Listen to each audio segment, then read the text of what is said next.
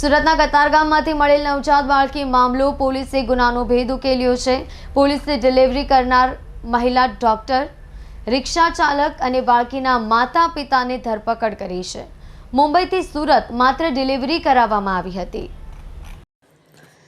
કતારગામ વિસ્તારમાં આવેલા અનાથ આશ્રમના ગેટ પરથી રવિવારના રોજ એક નવજાત બાળકી મળી આવી હતી। બાળકી પર કીડીઓ ચડી જતા તે ખૂબ જ રડતી હતી, જે બાદ સ્થાનિક લોકો દ્વારા તાત્કાલિક 108 એમ્બ્યુલન્સ મારફતે બાળકીને નવી સિવિલ હોસ્પિટલ લઈ જવામાં આવી હતી।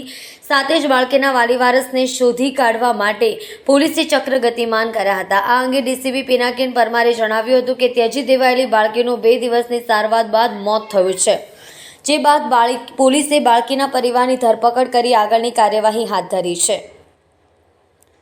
વધુમાં તેમણે કહ્યું હતું કે સુરતના કતારગામ પોલીસ સ્ટેશન હદ વિસ્તારમાં 2 દિવસ પહેલા એક નવજાત બાળકી કતારગામ અનાથ આશ્રમના ગેટ ઉપર મળી આવી હતી, જેમાં પોલીસે અજાણી મહિલા વિરુદ્ધ ગુનો નોંધી તપાસ હાથ ધરી હતી। બાળકીના પરિવારની શોધ માટે પોલીસે અલગ અલગ વિસ્તારના સીસીટીવી ફૂટેજ ચેક કર્યા હતા, જેમાં એક રિક્ષા ચાલક બાળકીના પરિવારને રેલવે સ્ટેશનથી કતારગામ ઉતાર્યા હોવાનું જાણવા મળ્યું હતું।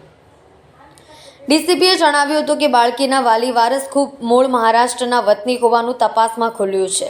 દીકરી દ્વારા કોઈ સાથે સંબંધ બાંધી લગ્ન ના કરી બાળક રહી ગયું હતું, પરંતુ બાળકના 9 મહિના પૂર્ણ થઈ ગયા હતા, જેથી પરિવાર મહારાષ્ટ્રથી સુરત આવીને અહીં ખાનગી ક્લિનિકમાં ડિલિવરી કરાવી બાળકીને અનાથ આશ્રમની બહાર મૂકી ફરાર થઈ ગયો હતો। જો કે હાલ સમગ્ર મામલે પોલીસે પરિવારની ધરપકડ કરી આગળની કાર્યવાહી હાથ ધરી છે।